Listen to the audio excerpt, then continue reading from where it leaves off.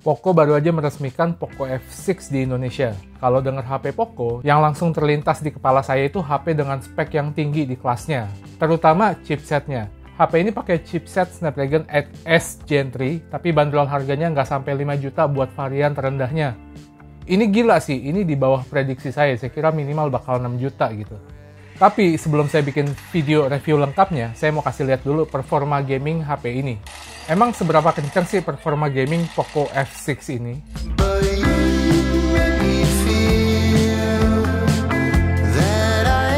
Oke, Poco F6 pakai chipset Snapdragon 8S Gen 3. Terus ada dua varian RAM ya, yang saya pegang ini varian tertingginya. Sebetulnya kalau dengan nama chipsetnya 8S Gen 3, mungkin yang langsung terlintas adalah ini versi upgrade dari 8 Gen 3 nih, yang nggak ada S-nya. Tapi jangan terkecoh ya, karena huruf S di chipset Snapdragon yang baru-baru ini ternyata performanya lebih rendah dibandingkan yang tanpa S. Malah GPU-nya sedikit di bawah Snapdragon 8 Gen 2 ya. Tapi tetap aja, ini masuknya chipset kelas flagship dan udah murah banget buat HP harga segini lah. GPU-nya juga punya fitur Ray Tracing. Ini fitur HP flagship. Walau memang Ray Tracing-nya masih jauh di bawah Exynos 2400 ataupun Snapdragon 8 Gen 3 ya. Nah, kita langsung coba game War Thunder Mobile yang ada fitur Ray Tracing-nya. Pertama kita coba dulu di grafis maksimum, tapi saya matiin Ray Tracing-nya. Awalnya dia bisa jalan di 115 fps, tapi langsung turun ya ke 90-an fps. Nggak lama dia drop lagi, terus sampai ke 59 fps. Ya kurang lebih jalannya di kisaran 58 sampai 59 fps lah. Kalian jangan lihat indikator fps bawaan Xiaomi yang di tengah ya, ternyata ini ngebug nih, ngaco nih. Jadi lihat indikator bawaan gamenya yang di kanan atas. Terus saya coba nyalain Ray Tracing-nya ke level high. Grafisnya makin bagus ya. Frame rate-nya ini kurang lebih masih sama, masih stabil di kisaran 59 fps. Kadang drop ke 55 fps, tapi itu sesekali doang.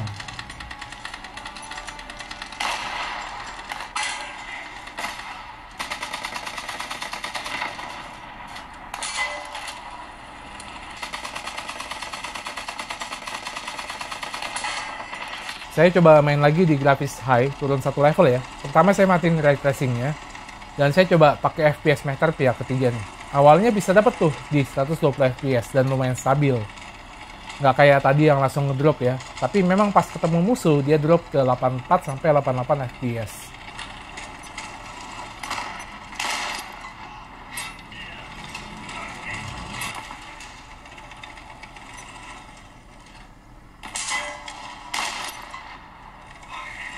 Habis itu saya nyalain Ray Tracing-nya ke level medium.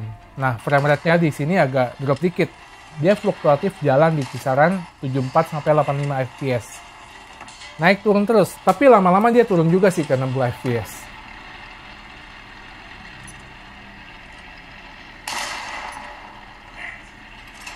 Dan pas saya naikin Ray Tracing-nya ke high, frame rate-nya stay di 60 fps. Tapi stabil sih di 60 fps ini. Overall buat ukuran flagship udah lumayan banget lah ya. Walau diadu sama chipset flagship kasta tertinggi masih kalah sih kayak Exynos 2400 itu. Kalau nyalain Ray Tracing-nya di level high, dia bisa jalan di 80-90an fps. Selesai main game ini, HP-nya kerasa lumayan panas. Suhunya cukup tinggi sih di sekitar 45 derajat. Tapi mungkin karena bodi dan frame samping HP ini pakai plastik, jadinya nggak sepanas HP yang pakai bodi metal atau kaca ya. Next saya cobain eFootball. Saya main di grafis high yang paling tinggi. Tapi pilihan frame rate saat ini mentok di 60 fps doang. Pas main sih nggak usah ditanya lah ya, di grafis tinggi ini udah pasti gampang buat dapetin 60 fps dan stabil banget pastinya.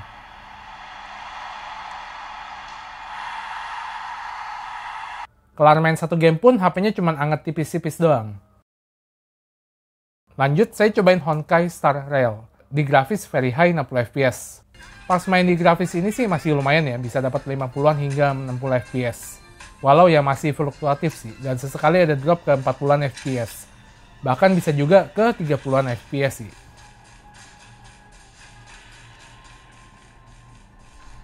Pas lagi battle juga kurang lebih mirip, tapi sedikit lebih stabil lah.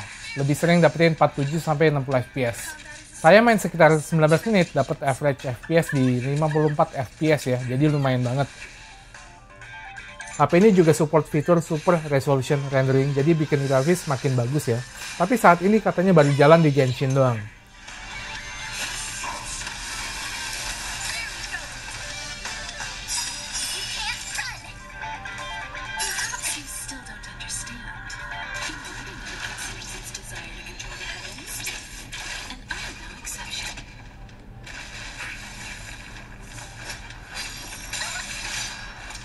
Untuk suhunya di sekitar 19 menit itu memang HP-nya panas. Suhunya dapat angka 48 derajat ya.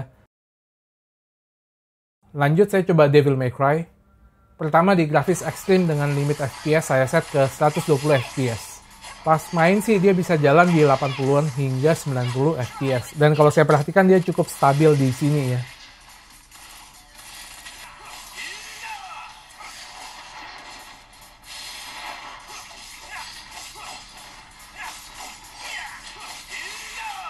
Terus saya coba turunin grafisnya ke UHD, turun satu level. Nah, saya lihat FPS-nya langsung naik tuh ke kisaran 115 sampai 120 FPS. Bagus banget ya. Tapi setelah saya main kurang lebih 3 menit, dia ngedrop sih. Balik ke kisaran 85 sampai 90 FPS. Ya hitungannya ini masih bagus loh.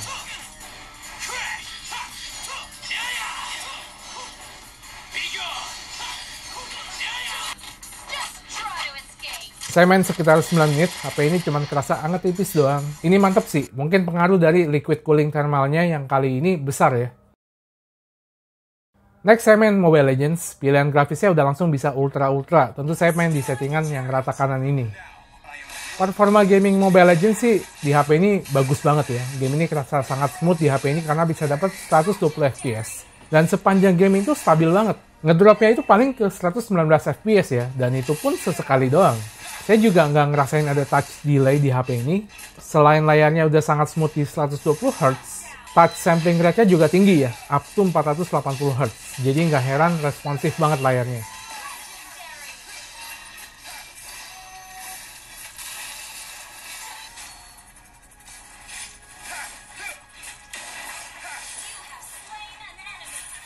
Kelar main 13 menit pun HP-nya cuma anget tipis doang. Abis itu saya coba main Star Wars Hunter di pilihan grafis ultra atau yang paling tinggi ya. Pas main sih grafisnya terlihat bagus lah. Dan udah smooth di 60 FPS juga. Terus dia tuh stabil banget, bahkan kalau saya perhatikan dia tuh sebetulnya bisa nembus hingga 63 FPS. Jadi sebetulnya game itu bisa lah jalan di 90 atau 120 FPS, tapi dari developernya aja belum ada settingan itu. Setelah main suhu HP-nya juga sama ya, masih kerasa anget doang.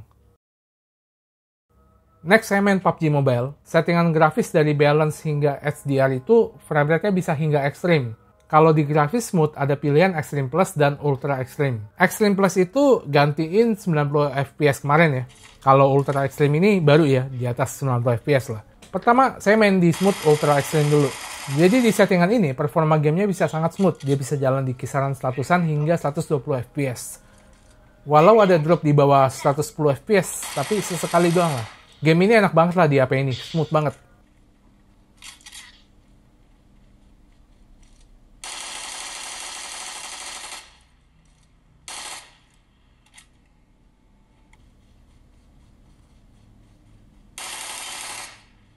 Kelar main satu game di settingan ini, suhunya memang panas, tapi kayak yang saya bilang tadi, di tangan nggak kerasa terlalu panas ya.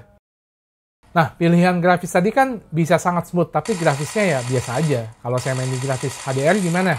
Memang dia mentok di 60 FPS, tapi stabil banget sepanjang game. Dan yang penting grafisnya itu jauh lebih bagus dibandingkan yang grafis smooth tadi ya.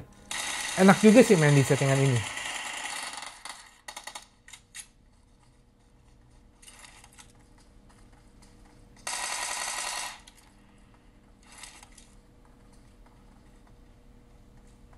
Suhunya juga dia pun lebih adem ya, cuman anget aja di kisaran 40 derajat. Next saya main CODM, pilihan grafisnya bisa tinggi hingga very high. Terus di grafis medium, bisa pilih frame rate hingga ultra. Saya coba main di medium ultra, di sini grafisnya itu masih terlihat bagus ya. Dan performanya sangat smooth, bisa dapat 120 FPS. Stabilnya kurang lebih di 117 sampai 120 FPS lah. Ini mode multiplayer ya, kalau Battle Royale, ultra itu di 90 FPS. Tapi beda sama PUBG tadi, main CODM di 120 FPS itu HP-nya cuma anget doang, suhunya di kisaran 41 derajat.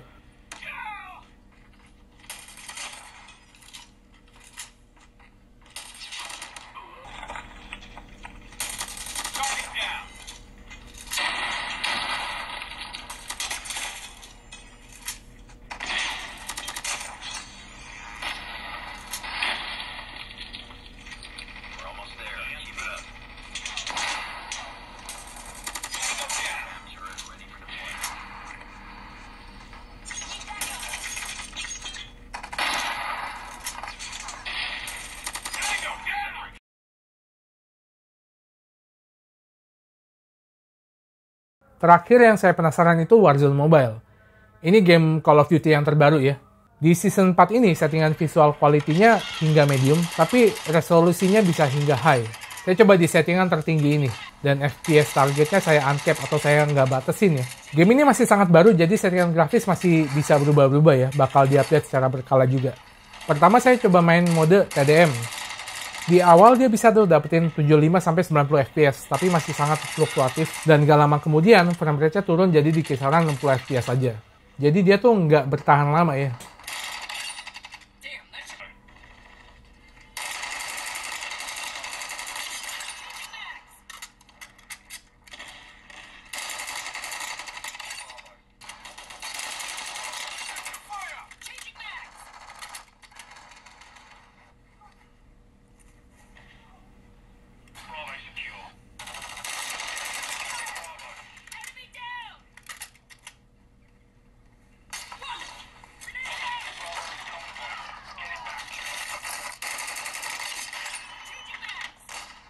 Pas main mode Battle Royale-nya juga gitu. Pas awal-awal bisa sih dapetin 80-an FPS, tapi nggak lama turun ke kisaran 60 FPS. Seperti yang saya bilang tadi, ini bisa dimaklumin karena ini game baru, dan mereka tuh pakai engine yang sama kayak versi di PC-nya.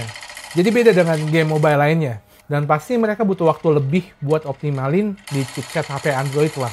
Tapi sekarang pun udah enak sih, yang penting nggak sering nge-crash dan nge-bug kayak dulu-dulu awal-awal ya. FPS yang penting juga udah bisa dapat 60 dan terasa cukup stabil. Terus di season ini sih grafisnya tambah bagus dibandingkan season sebelumnya ya. Jadi pelan-pelan dinaikin sama mereka.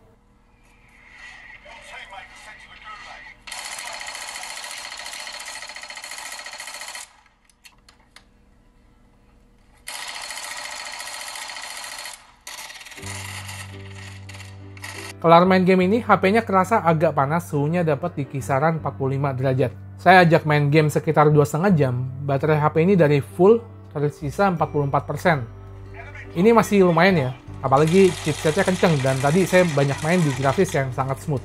Kesimpulannya, kalau kalian ngincer HP baru di harga kurang lebih 5 juta, dan bener-bener prioritaskan kemampuan gaming, saya rasa Poco F6 ini best deal banget sih.